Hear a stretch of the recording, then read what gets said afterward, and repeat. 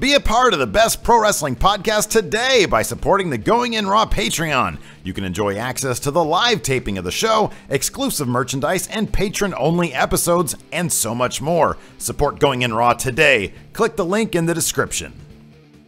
This is Charlotte, and you're watching Going In Raw. That sounds terrible. What's up? This is the most must-see WWE superstar of all time and his lovely, gorgeous wife, Marie. and you are going in Raw. What's up? It's your girl, Sasha Banks, the legit boss, and you are watching Going In Raw. Oh, baby, I like it raw. Oh, baby, I like it raw. And you are tuned in to Going In Raw right now. How you doing? Hey friendo, Steve here, and welcome to Going In Raw, the only pro wrestling podcast you can be listening to right here, youtube.com/Steve and who? Once again, I'm going solo. I'm on my own. It is what it is. Larson's still on vacation. I did get confirmation that he is in fact alive, though, via the Facebook. I saw vacation pictures of Larson, and he's alive, so we're good. Anyways, it's actually at youtube.com/Steve and Larson, and available wherever fine podcasts are. Be sure to hit that subscribe button or download button. I forget what it is on the old phone. And on YouTube, hit that little notify bell. Be sure you're subscribed, because like for the past week or so, ever since YouTube did their like sub deletion thing, we've been in the red. We've been dropping subs like crazy. I don't know what the deal is. People don't like this whole Just Steve thing. Anyways. We're there. We're also on the Patreon at patreon.com/Steve and Larson. I don't know what's going on. We only have, like, today, we only have, like, 30, we had, like, 33 people, 35 people watching this. Is Larson that much of a ratings draw? Usually we have, like, 70 people watching the Raw recap show, and we've got 33, 35. I don't have the number in front of me. What is going on with that? Listen, people. I'm big news. I'm a draw. I don't know where you're all at. Anyways, at patreon.com/Stephen Larson, you guys can help support the show and enjoy 3 weekly recap live streams. We recap Raw, SmackDown, NXT 205 Live. All those podcasts. You guys get to hang out with us before the show and after the show. Today, I power ranked cereal. Frosted Mini Wheats came in at number 1 because it's the best cereal there is. Each mini wheat is a joy. We're also, at the $50 mark. Look at this beautiful shirt. Look at this. I have a whole stack of these shirts all packaged up, ready to go for the June and July patrons because I'm freaking slow on that stuff. So anyways, $50, you get a shirt. You can hop in for $50, get the shirt, get the Friendo Care package, which was very soon going to be done, and then hop back out down to like the $5 tier, best value. Or just $50 and then nothing, and you get all that stuff. You don't have to keep on doing that. We're also at Pro Wrestling Tees at prowrestlingtees.com/Going In Raw. Look at that. That's a beautiful shirt. Don't you want that shirt? Sure you do. You know what else we got? This shirt here. Original Fuck Wrestling right there. This guy too. Friendo's shirt. It's all good stuff at prowrestlingtees.com/Going In Raw. Lots of really, really good designs there. Anyways. Oh, yeah, this episode, man, I've been getting a bunch of orders from my Etsy shop.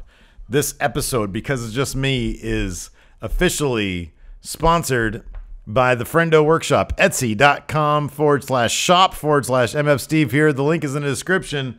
You guys know I'm an artist. I draw shit. Look, I drew a picture of my own head. You can have a print like this at my shop. I also did comic books. They're on the floor over there. I'm not going to bend down and pick them up. That'd be weird. That's a sponsor for the show. And every time I get a new order, my phone makes cash register sound. So you guys can do that. Wake me up in the middle of the night with the sound of cash register. It's been happening for the last 24 hours because yesterday's episode was sponsored by me as well. So good for me. Anyways, we're not here to talk about all that. We're here to talk about Raw. Wait, no, that's Larson's thing. I go, Raw. So we are 2 weeks away from SummerSlam.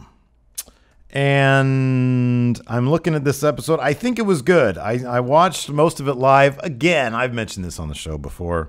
It's always difficult. I think I was entertained last night. I was entertained. There was a lot to like about last night, especially that main event. Oh, boy. That was something else.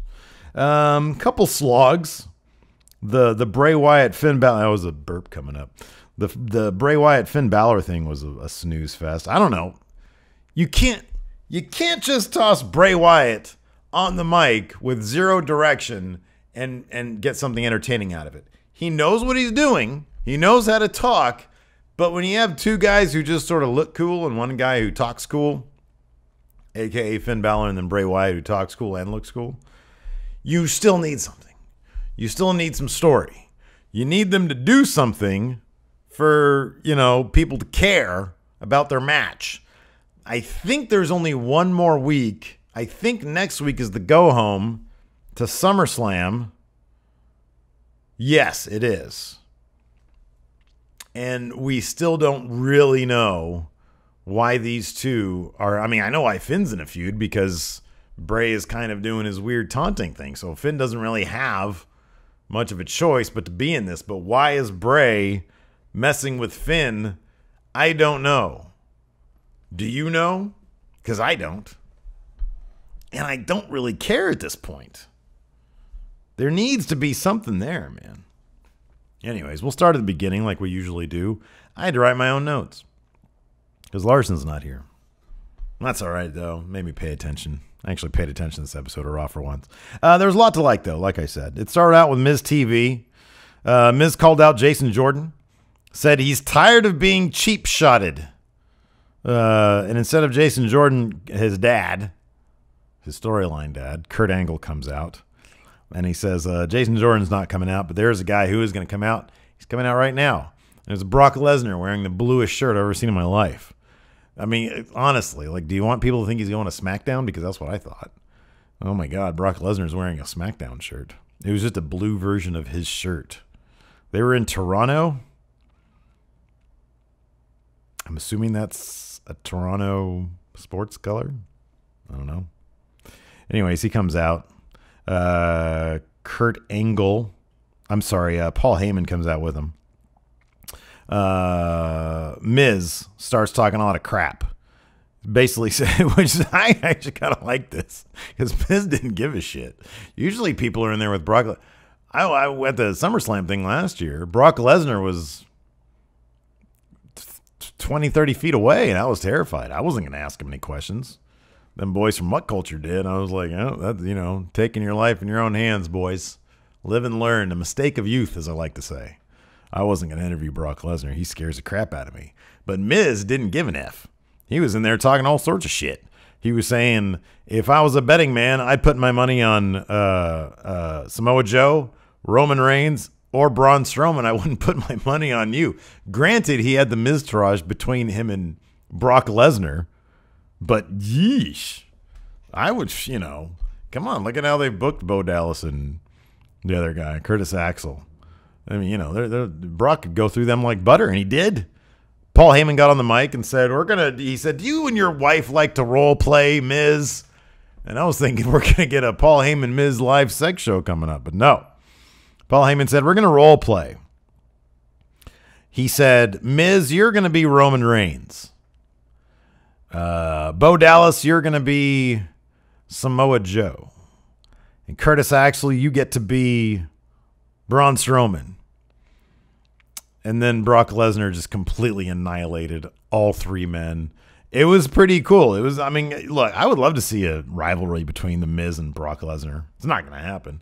But that'd be kind of rad. I don't know. I mean, they gave Brock something to do that didn't involve the other three guys in his match. But tell me this isn't becoming the best feud in the WWE right now. What else is out there? We got the mess that is AJ Styles versus Kevin Owens, which should, by all means, be the best feud in wrestling right now. And it's just kind of a mess. You got AJ in there and Kevin Owens, and they should be putting on the best matches every single time out. And instead, it's just kind of weird. Like, they got these weird, clunky finishes. Who else is feuding right now? Are there any other good feuds? Bayley's done. She's not going to be at SummerSlam. They figured that out, kind of. You got this Seth Ambrose thing. That's not a feud. Jinder and Shinsuke. That feud hasn't even started. And there's like 2 episodes of SmackDown left before SummerSlam. So, what other feuds am I not? I mean, Akira Tozawa versus Neville. That's good, but it's 205 Live good. It's like, Cruiserweight good. over on NXT, you've got Bobby Roode, and I mean, you got Asuka versus a bunch of lumps in the women's division over there. You got Bobby Roode and Drew McIntyre. It's not even a feud. You got more, like, there's more of a feud building around a match that isn't going to happen with Roderick Strong over there. The Miz is in a feud with Jason Jordan. They didn't even encounter each other last night. This is like Roman Braun. So far, for my money, is feud of the year. And this Universal title buildup has been spectacular. It's just a bunch of big bastards beating the crap out of each other. That main event last night was fantastic. Braun, I didn't realize until I saw the replay. Because I was sort of like, I was paying attention, but I was like, I think I looked away for a second. I heard Corey Graves say, "Whoa!" when Braun launched like a football. He launched an office chair. Those things, I have an office chair akin to that right there. That is not something that I could just throw. I could maybe, like, with two hands, like, lug it. But I'm not pitching that thing like a fastball. And that's what Braun did last night with an office chair. This feud has been great. So why not have Brock come out and destroy Miz TV? It's something different. I'm fine with that. Do we really need Miz and Jason Jordan mixing it up? He's already did they confirm that Jason Jordan's fighting for the IC title? Has that been confirmed yet? I don't know if it's been confirmed. Jason Jordan better lose that. He was getting that Toronto crowd was weird last night. They were booing everything. Let's see here. Seth versus Sheamus was next. This was a decent match. It wasn't as good as what we got later with Ambrose versus Cesaro, which was like a pay-per-view level match. That was a really good match. Seth versus Sheamus was good. It wasn't anything special.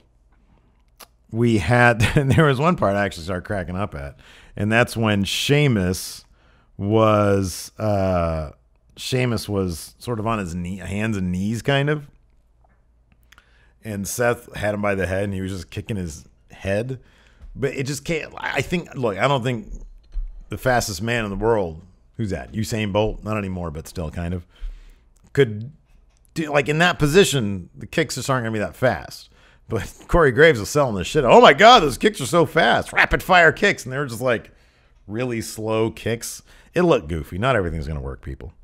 Anyways, it was a decent enough match. Cesaro caused a distraction. Figured that was going to happen. Sheamus got a roll-up win. And then they destroyed Seth Rollins. Crowd, me, announcers, even the heels all thought Ambrose was going to come out. They're all expecting his music. Nothing happened. No Ambrose. He just sat back there like an asshole.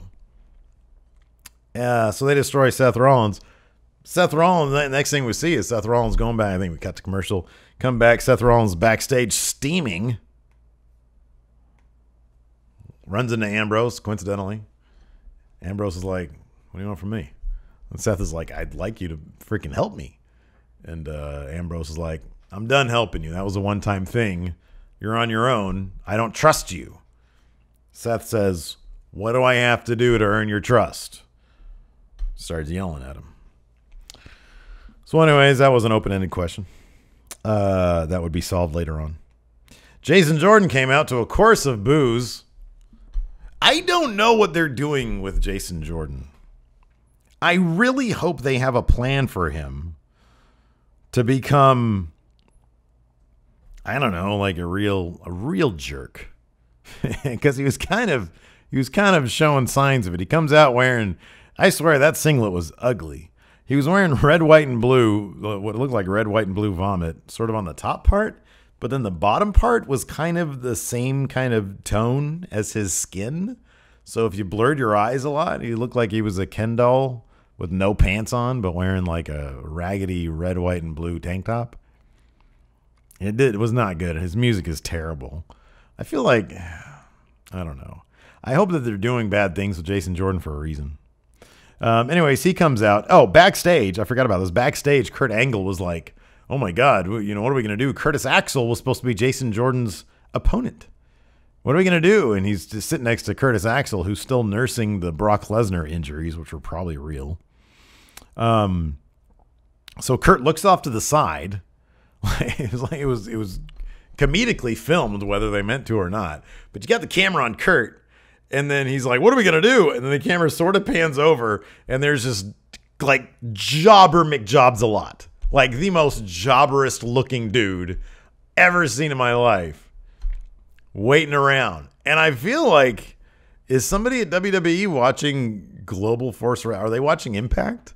Because there's that dude, Richard Justice, the wrestler in waiting, who's the guy who's just always getting ready to be out there. Was this a rib on that? Anyways, his name was Pierre Goulet, and he was milling about backstage. Kurt Angle says, come here, Pierre Goulet. No, I'm sorry, Jean-Pierre Goulet. And he sends him out there to get destroyed by his son, Jason Jordan. Crowd was super behind Jean-Pierre Goulet, saying, yay, let's go, Jobber. Lots of boos for Jordan. At one point, Jean-Pierre Goulet smacks Jordan in the face. Jordan looks like he gets legit pissed. And Jordan like lays into him, gives him that cool neck breaker finisher of his, gets the pin, 1, 2, 3. Jason Jordan goes over. People boo him. That's all right. They need to do something cool with him, though. Like, if they're just going to have him be the guy who comes out and gets booed by everybody and then gives weak promos, it's not going to work. Kind of cool if he just went super heel on Miz, like he out-heeled Miz. Dude, they got to do something. They cannot have him win that Intercontinental Championship at SummerSlam. It just doesn't make any sense. The Miz is too good. The Miz, I'm pretty sure at this point, The Miz is legitimately the best Intercontinental champion of all time. Anyways, let's see here. Bayley came back out. Bayley came out. Arm in sling with like the most lose face I've ever seen in my life. She comes out. She's getting booed. She's being interviewed by Charlie in the middle of the ring. Charlie says, look up at the screen. We're going to show how you got injured. They showed it in slow-mo. Bayley did not watch. Charlie says, what do you think about this? And, it had been announced earlier in the day that they were going to have 2 triple threat matches. One that had Sasha Banks in it. The other that had Nia Jax in it. I wonder who's going to win those to go on to fight for the SummerSlam spot next week. Let's see here. Bayley says, I don't want to watch that stuff. I'm bummed out, but I'm pretty sure Sasha Banks is going to win this because she's my best friend. So Sasha Banks then came out. Looked amazing. Looked like $1 million. Are you kidding me? Get out of here. She came out for her match, triple threat match. Alicia Fox knew she wasn't going to win. And Emma knew she wasn't going to win. But people really love Emma. I really love Emma, man. I like Alicia Fox too, but man, Emma's good. She was doing some cool shit. She did like a weird, not a weird, but they're on the outside. They sort of brawled to the outside. Emma got Sasha in like a German suplex thing and like sort of suplexed her from floor to apron. So that was kind of cool. Crowd is super behind Emma. At one point, Sasha did the thing where she put somebody like in the corner, strung out across the middle ropes, and then like stomped with her knees, I think. Went for the pin. Emma runs in, sort of grabs Sasha, throws her away, and then goes for the 3 count. That ref was a millimeter away from calling that a 3 count, but he called it a 2 and 9/10 or whatever you want to call it. Alicia Fox kicked out. Sasha then took out Emma, hit a backstabber to the bank statement on Alicia Fox. Emma snuck in, threw Sasha off, went for the pin. She ended up getting in the bank statement. Taps out. Sasha Banks wins. She was taking on the winner of Nia Jax versus Jobber and Jobber later on. After that, we got a Braun Strowman interview with Renee Young. It was great. It was Braun talking about enjoying hurting Roman Reigns. I'm telling you, best feud of the year, man. I really like it when he's groaning in pain. Just stuff like that. I really like it when Roman's hurting. He's garbage. So that was fun. Enzo Amore comes out. People pop for whatever reason. He comes out. He talks. Well, Big Show comes out. The Club interrupt them. The Club calls Enzo and Big Show a nerd or nerds. So that leads to a match. Enzo almost won that. Enzo almost got like a sneaky roll-up win here. But then he got a massive boot to the face by Carl Anderson, who got the pin. That was sort of as Cass was walking down, stalking Enzo and Big Show. So Big Show got on, but then as he was sort of chasing Enzo, he was like very sort of, I don't know, in a very mellow way, stalking Enzo. Big Show somehow came out of nowhere and just doled out a knockout punch. Pretty great. So apparently I heard, I don't know, is this true? They're going to do a match with Big Show and Cass, and Enzo's going to be in a shark tank up above the ring. Is that true? Is Enzo like afraid of heights? Or are they just punishing the guy? Is he like legit afraid of heights? What's that all about? Anyways, that should be entertaining. It's like, when I heard that, I was like, hey, you know, if you want to make things entertaining at SummerSlam with these guys, that's one way to do it. Put Enzo in a shark tank. Anyways, Finn Balor comes out. People are happy. Who doesn't love Finn Balor? He looks very cool. That's what we established here last week. Regardless of what the Undead Commissioner Ulysses says, Finn Balor is cool. Anyways, he has a mic, so he's going to actually talk for once instead of just stare and look neat. And he basically says, what do he say? He says, whatever you start, I'm going to finish, and some other stuff. Bray showed up in the ring, but they did the thing where like the lights go down, and Bray is in the middle of the ring, but Finn Balor is like perched up on the turnbuckle. Bray laughs about that. He attacks Balor. Balor is able to evade and counter with a kick, a sling blade. Lights go back out. Then they like one light comes back on, and Finn is in the middle of the ring, sort of looking around, figuring out where Bray is. Bray's back on the Titantron. Oh, man! Can't find me, Finn Balor. Look at me, man. I'm under the ring, but they got this video of me up here, man. Make it seem like I teleported to the bowels of the arena, man. Yeah, I don't get this, man. I don't get this. Why do I care about this? Why am I supposed to care about their match? I'm assuming for the go-home, I'm assuming next week they'll give us like a 12-minute segment where Finn is probably going to at least tease the Demon. He has to show up at SummerSlam as the Demon. I think SummerSlam is the last time we saw the Demon. Last year when he got injured. So he's got to at least tease it next week.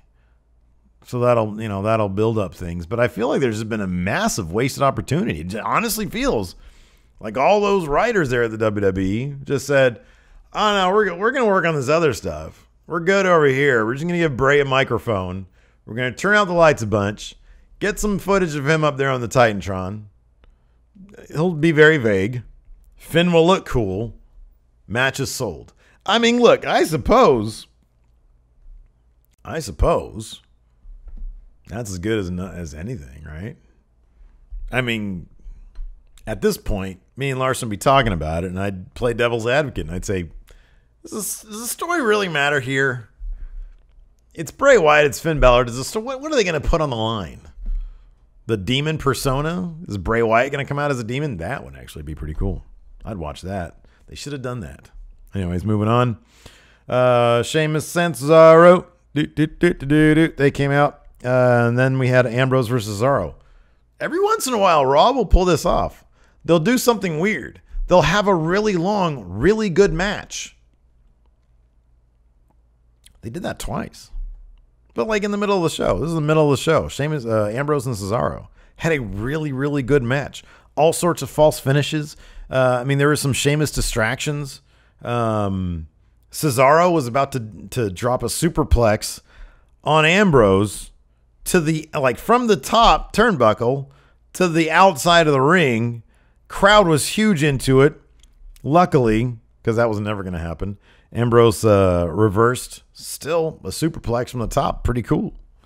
Some cool gut. I always like when Cesaro does those like feats of strength. Those are always cool. When he just gut wrenches people. Those are always neat. There's one cool sequence. Dean went for a suicide dive. Cesaro countered with a nasty uppercut before he was able to launch himself. jumps into the ring and tries to pin Ambrose. Really close 2 count. Ambrose went for a dirty deeds. Sheamus distracted him. Cesaro turned to Ambrose, put him in the sharpshooter. He's able to get out of it. Sheamus distracted again. This time it inadvertently led to a Dean Ambrose win. They both pounce on Dean. Seth Rollins does run out almost immediately. Dean Ambrose, in a very dramatic moment, held out the Shield fist. Seth thought about it for a good 15 minutes, man. I swear they went to commercial break and came back and he was still thinking about it. And he walked away from the fist.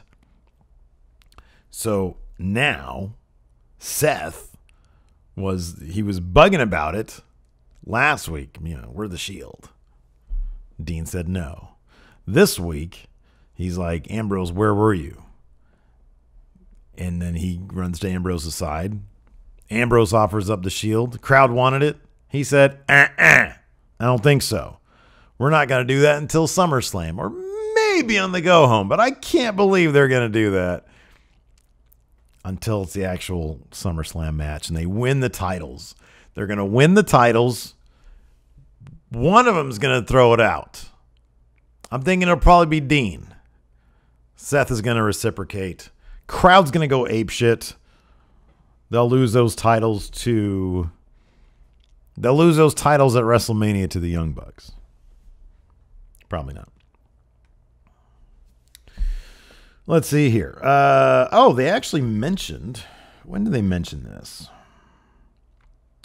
During the tag team match. Wait, what am I thinking of? They mentioned the Revival as like, during the Enzo match. It was just because the club came out. Just a throwaway announcement. Yeah, injury to the Revival. Scott Dawson, or Dash, one of those. Ruptured bicep. That was it. Could require surgery. So that's just, what are the Hardys going to do now? Hardys versus the club, maybe? They got a week to fix that one, huh? Are we going to get like Jeff versus the non-injured Revival guy? Anyways, what else we got going on here? Next up, we had a Titus Worldwide locker room meeting. Everybody's very happy. They're all doing the ha, ha, ha thing. I think they're all doing the cha-ching thing. Neville walks in and says, essentially, again, heel with a good point.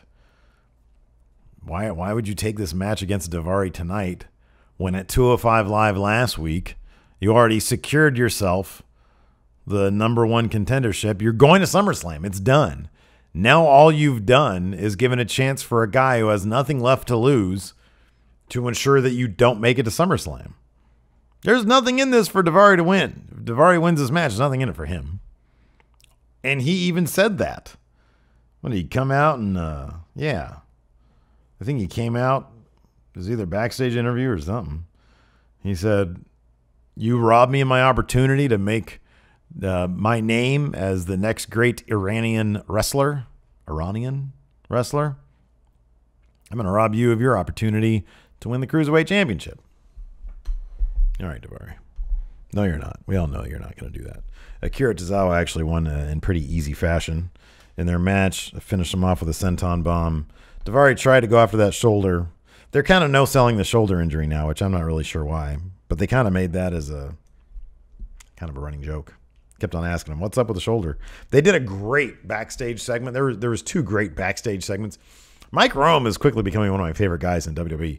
They did, I'm sorry, I say backstage. They did a WWE.com exclusive video where Mike Rome was back there and he had Carl Anderson's vest and he was like role playing as him and Gallows and like 2-sweeting himself, and then role playing like Imaginary Club was asking him to 2-sweet them, and then Nia Jax, who cracks me up, and Gallows show up and they start yelling at him for touching Carl Anderson's vest.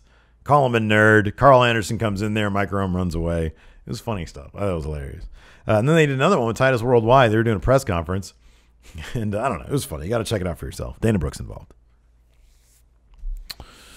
Anyways, Akira Tozawa won with a senton bomb. Yeah, kind of a, it was a whatever match. It wasn't nearly as good as their 205 Live match, but it was a good, it was 7 minutes of a decent match. Next up, we had Roman Reigns being interviewed. He said he's not scared of Brock. He retired The Undertaker. He's going to beat Braun tonight, and he's walking out SummerSlam as champion.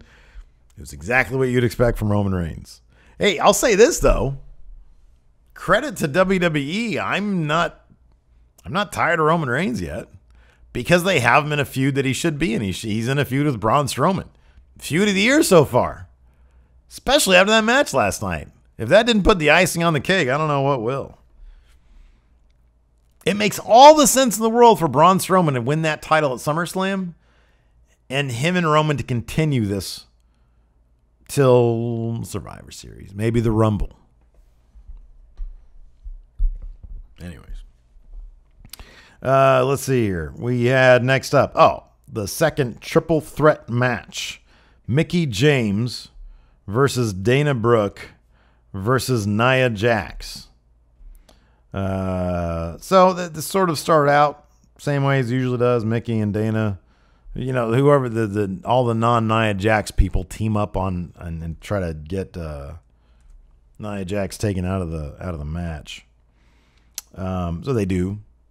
Things get chippy between Mickie and Dana. They start slapping each other, kind of like it was kind of cool. They're giving it to each other. Dana Brooke looked great. She had some cool ring gear. Nia Jax comes back in, just starts destroying people. Ended it with a big leg drop on Dana Brooke. I love that leg drop, man. Nothing beats good leg drop. Next up, we get a Goldust promo. So are they? The Hardys have to be at SummerSlam. It's the Hardy Boys. Come on. But they're still doing the Goldust promo thing. He said he's basically going to be at SummerSlam looking for the next star of his little movies. So he's going to be looking for somebody to feud with at SummerSlam, I guess. So yeah. Good for him. I wonder, are they replacing Revival versus Hardys with something? What are they going to do with that? Got 2 weeks. You got one more episode of Raw. Can't tell me the Hardys aren't going to be there. Finally, that brings us to our main event. Braun Strowman versus Roman Reigns in a last man standing match. By the way, Sasha Banks totally going over next week. It's going to be a good match, though. Her versus Nia Jax. Braun Strowman versus Roman Reigns, last man standing. This was so much damn fun. A large majority of it. Some of it took place in the ring. A lot of it did not take place in the ring. I already mentioned earlier, and I honestly, the sequence of events, I don't even know. They went deep into the crowd at one point.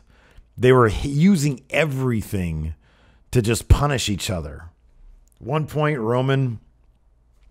so Braun started out on offense. Roman would make a little bit of gains, but Braun would always come back. So it took Roman getting the steel steps and just murdering Braun with them. It was fun, man. It was so cool. Braun at one point, Roman was coming off the ropes. Braun tried to basically pop him up, sort of grab him and throw him into the air. And as he came down, as he did that, Roman hit a Superman punch. That was cool. It went to the outside. Braun at one point went down for a 7 count. I think he was he ran into some steel steps or something. I don't know what it was. But there were a couple of near finishes like that where Braun would be down for 7. Roman would be down for 6 or whatever. Oh, man. They set up a table, I think, in the middle of the ring. Even if it wasn't, doesn't matter. Pretty sure this was in the ring. This match was all over the place.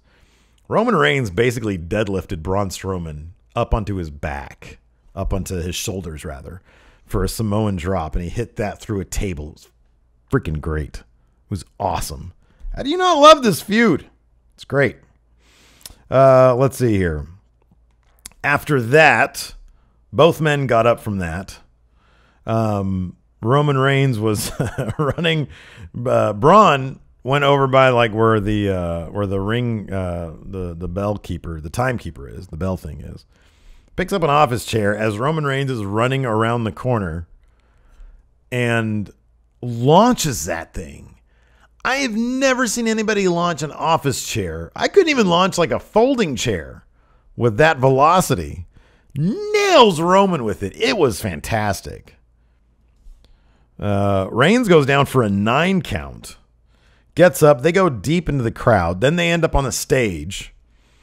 Roman drops Braun starts clearing out the table. Roman hits a Superman punch. And then another. That doesn't do it. Braun goes down to sort of the ramp. Roman gets a running start. I mean, they do all sorts of destruction here at the top. Roman just doles out a nasty spear on the ramp. Gets up, and Samoa Joe was in the crowd. So once Roman backs up towards like the corner area, like where the floor begins, where you're right next to the ring, but you're like on the corner there where the ramp is, where like Samoa Joe was just chilling there, gets Roman into the Coquina Clutch, gets over the barricade, and like locks it in. Both men were down at that point. It didn't make a whole lot of sense because at that point the ref should have been counting Braun because Braun was actually down. But I guess we can assume that he was just sort of thrown off by the fact that Samoa Joe had just come out of nowhere. Anyway, Samoa Joe chokes out Roman Reigns to blackness, basically. Roman doesn't get back up. Braun does at the 8 count. Gets back in the ring. Cheers. Everybody starts cheering. It was great. It was fantastic. Not sure what they're going to do next week for the go home, but it should be good. It should be really good. I think they're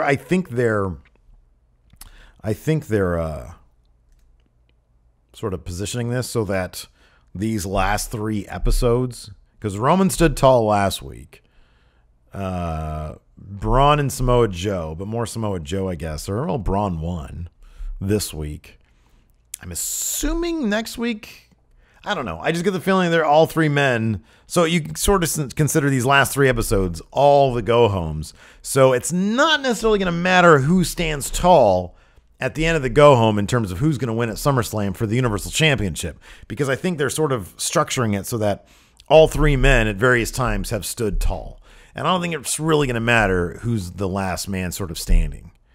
But I really get the feeling it's going to be Braun coming out with that title, but it could be Samoa Joe. I don't know. Larson's not here to steer me in the right direction. Anyways. Oh, man. It was a good episode. Tell me one thing in there that was crap besides Finn Bray. Even the Enzo stuff. I'm intrigued by the Enzo thing. Knowing that I talked about this in yesterday's episode, knowing that they're in such a dilemma that Enzo Amore, right, is kind of a turd, but he's a ratings draw. And this feud, which features an underwhelming heel in Cass, an underwhelming face in Big Show, and Enzo, is kind of a big deal for them. It's so weird. Anyways. Time to answer questions now that the Raw Cap is done with. And pulling these from the Patreon. So let's take a look here. Connor Dunmore kicks it off with a question about Rollins and Ambrose. Says, if the Rollins-Ambrose feud concludes with an Ambrose heel turn, can the Shield ever be justified to get back together? Eventually. It'd take another 3 years. I mean, it's been 3 years since then. So I'm assuming that, if Ambrose turns heel and really goes after Seth Rollins.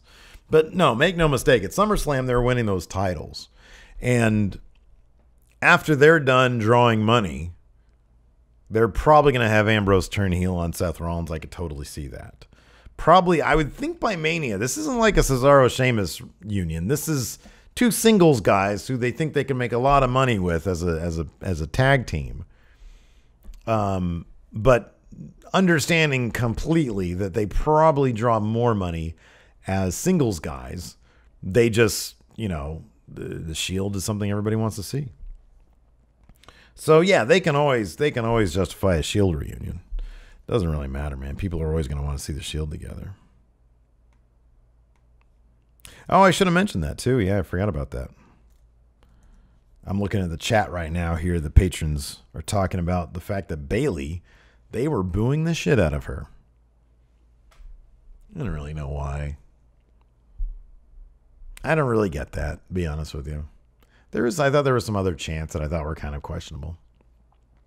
But booing Bayley, I don't know. She has a legit separated shoulder, so she's not going to get to ply her trade. I don't know why that's a reason to shit on somebody. I don't get it. If you don't like the character, that's fine. But it seems silly and it seems petty to boo Bayley. I mean, come on, really? I don't know. I'm all for crowds doing what, they're paying their money. I got the feeling they were trying to take over a little bit, though. That's all right. Let's see here. Alex Foster says, should Tozawa be tested since his shoulder recovered so quickly? I'm assuming that's part of the function of Titus Worldwide, is making sure that he's protected from such testing. Alex Foster. Jake Riley asks, what do you make of Jason Jordan and Bayley getting booed out of the building last night? Jason Jordan, I get. I want to boo Jason Jordan. Bayley, I don't understand. Because here's the thing about Jason Jordan. He's during his segment with The Miz last week, he had that arrogance, a little bit of arrogance without it really being warranted, because he hasn't really done anything. They gave him the tag titles and they did nothing with them. So I get that. I don't get the Bayley thing. Some people are just, I think the thing about Bayley is, well, J.S. Wooten here in chat has a good point. He says, they are Canadians and they love shitting on popular American faces. Maybe that's it.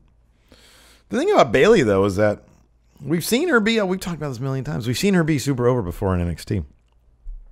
And so, I mean, in that case, if you're going to boo anything, it's going to be, you're booing creative for not handling her right.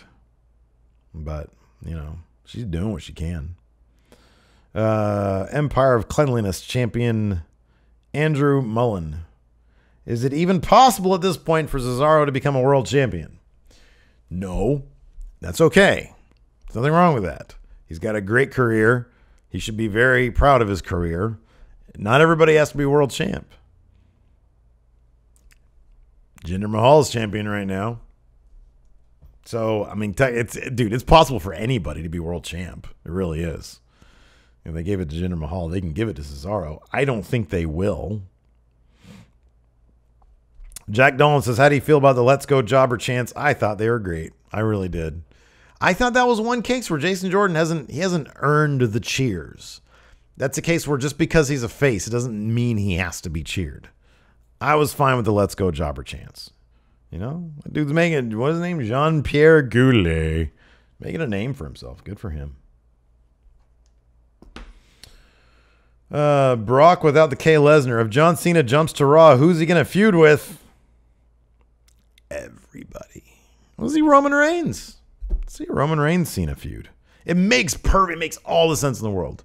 It makes complete and absolute sense. Have him come over and beat Braun for the Universal title, and then Reigns can take it off him at Mania. I still say Cena's the man that Reigns should be fighting at Mania. They could probably I think Cena would be motivated. They could probably put on a good match. Dom the Man Hilberg. So when Roman put Braun through the table that Braun set up, I couldn't help but think of how cliche it is when a wrestler goes through a table that they set up. It's been happening. He says, in the spirit of this, what are some other really cliche things in wrestling? This is where me and Larson would take 10 seconds of silence and just think about it and not come up with a good answer.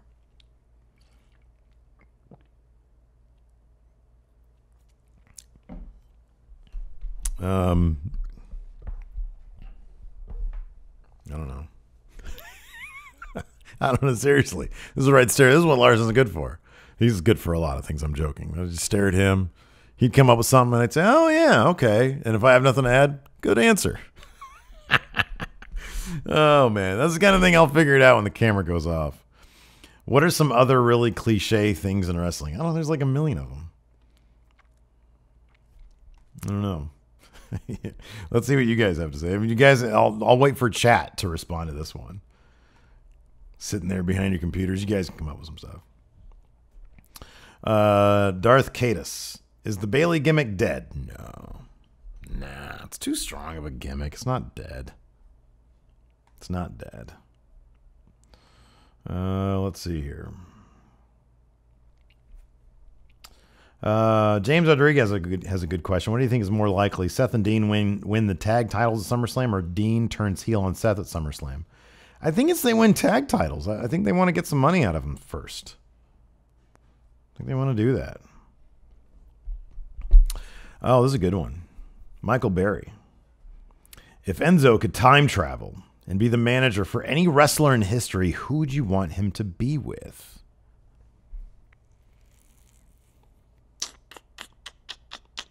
Oh, Alex C. Here's some good cliches in wrestling. The Alex C. says the go home, stand tall. That's totally true. Jack Dolan says when they fall back with both their legs. Well, that's just a bump, right? Are you talking about just a regular bump? The lockup in the start. That's how every match starts. I know, you're right. The slingshot is the worst. A couple of people are saying slingshot. I can't stand the slingshot either. It's not really a cliche. It's just a crap move. Eva Larson says, losing in your hometown or on your birthday. That's a Vince thing, though.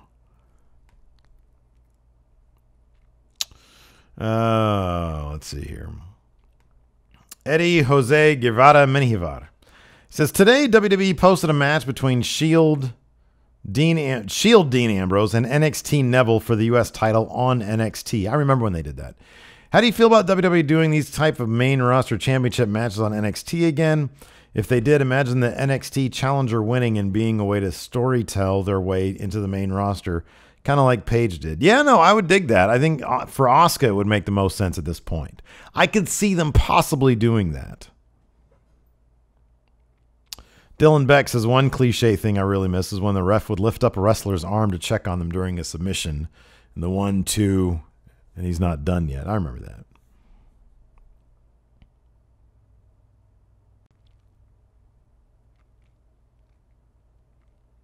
Roll into the ring at the count of 9, yeah.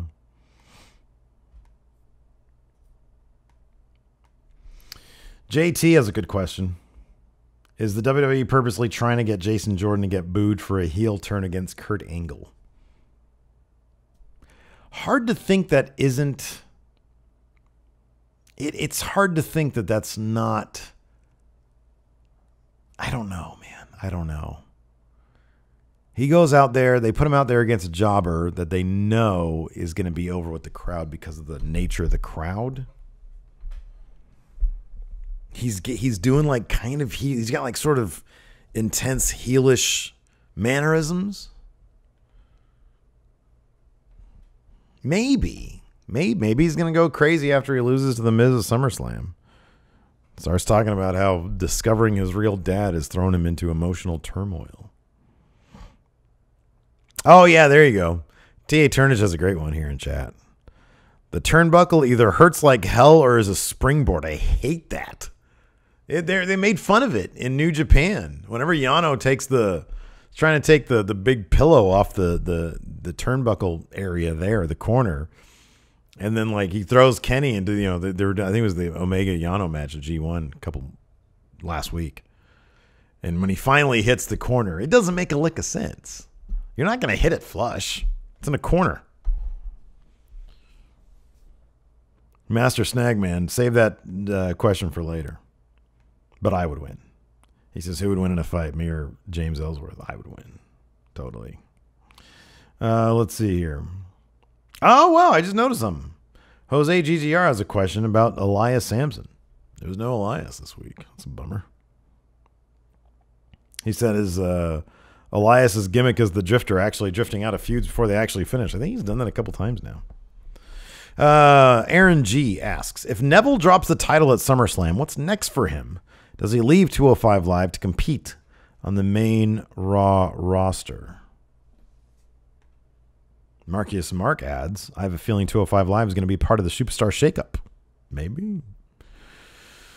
Oh, I don't know. I think Neville chasing the title would make for some good stuff.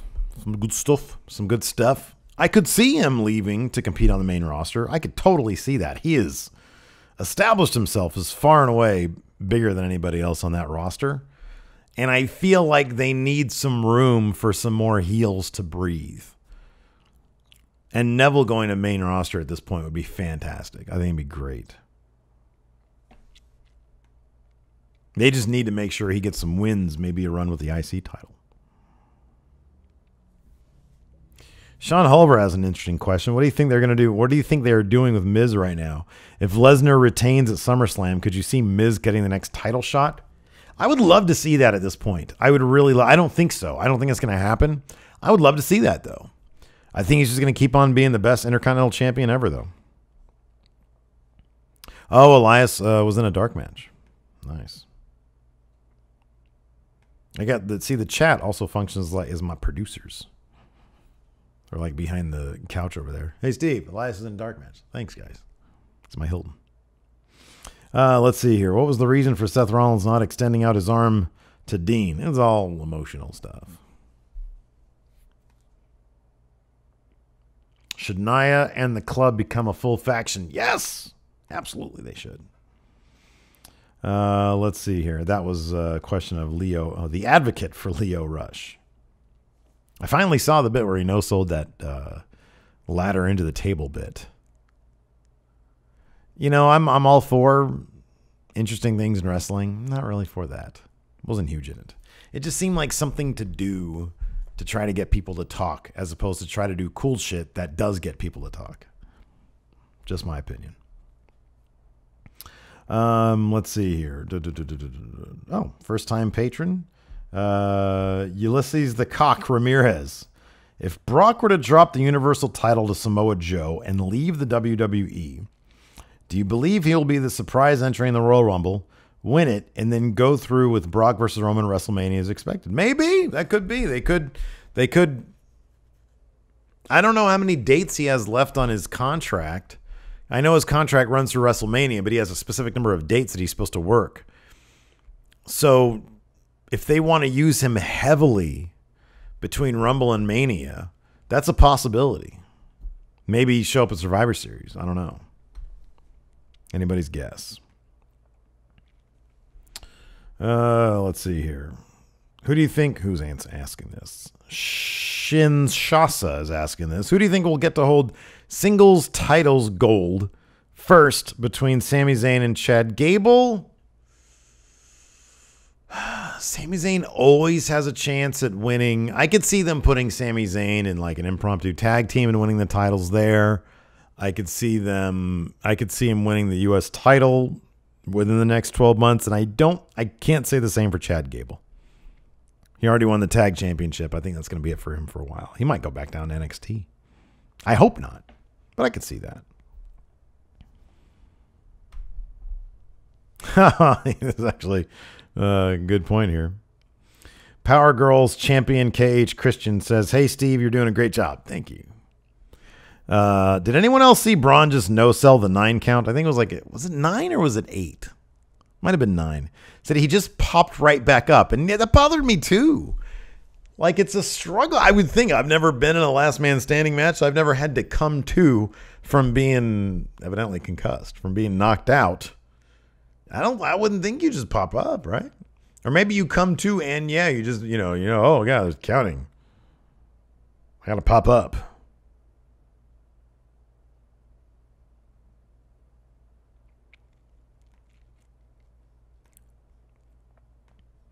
This is a good point here. Going back to wrestling cliches, we got all sorts of them here in chat. Stevie Bradley says the slow climb up the ladder for a belt. That's totally like, why wouldn't you just run up the ladder and grab the belt, or this shit, pawing at it like you're a cat. Give me that ladder. I mean, give me that belt. Anyways.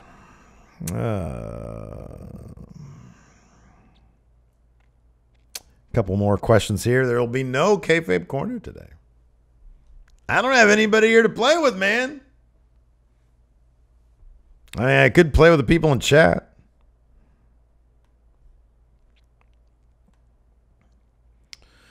Oh, let's see here. Mark of Steel says the incredibly obvious booking of the 2 women's triple threat matches tonight on Raw frustrated the hell out of me.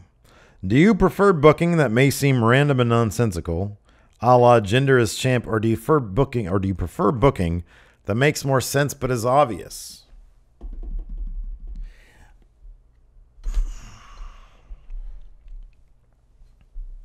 If you're referring to Jinder, I'm fine with that. I didn't think that was as nonsensical as maybe some people thought.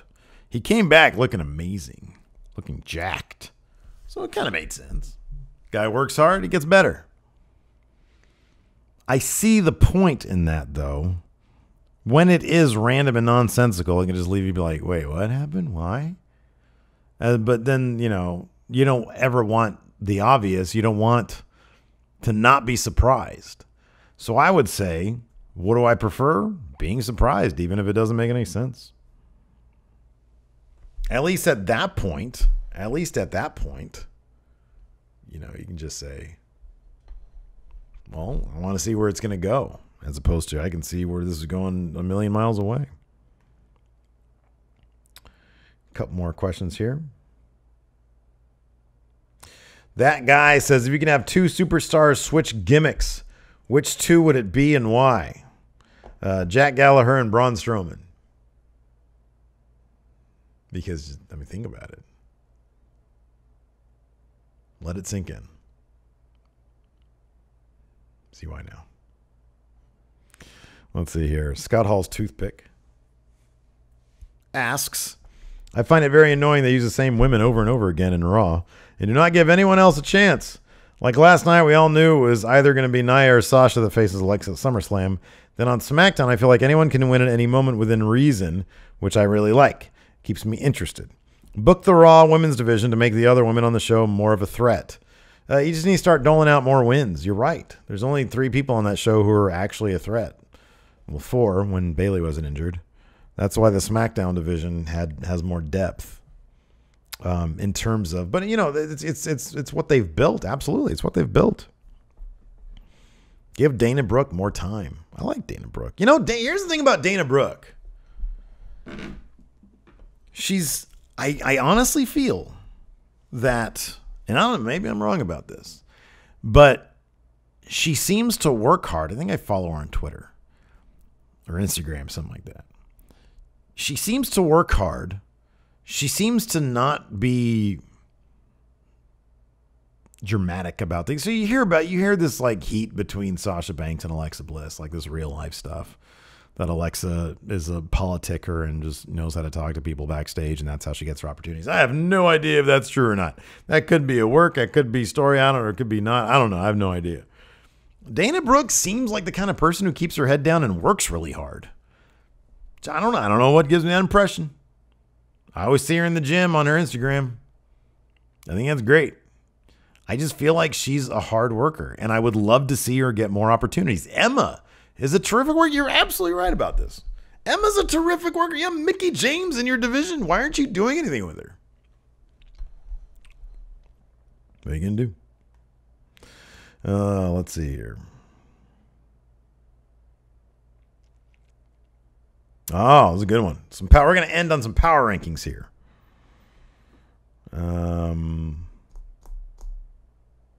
Oh, here's a request for a Going In Raw view. That's not bad. I don't know if we've done this or not. I don't think we've done this. Hamza Halal is asking for SummerSlam 92 for Going In Raw view. You know what? Just for you, Hamza Halal, I'll put that as some options next time we do it, and it's my turn to choose. I think this next time is Larson's turn to choose. Maybe we can convince him. Maybe you and me can convince him. That drink Flair doesn't need. Great name. Braun Strowman is asking the question. Braun Strowman chucking a computer chair at Roman Reigns was one of the funniest things I watched on Raw. Power rank some of the funniest moments that you have seen on Raw. I really liked, so number 5, I'll go with this. Number 1 is Austin McMahon in the hospital, when McMahon was in the hospital bed. Number 2, Austin singing Kumbaya. Number 3, anything involving Kurt Angle, Christian, and Edge. Number 4, Brock Lesnar. Shit, this should be higher, but I'm going to say Brock Lesnar taunting Eddie Guerrero by coming out and dancing with the mariachi band. If that ain't the funniest damn thing you ever seen in your life, I don't know what is. That could be number 1. And then number 5, I really liked when they did, like, all the wrestlers went out on strike.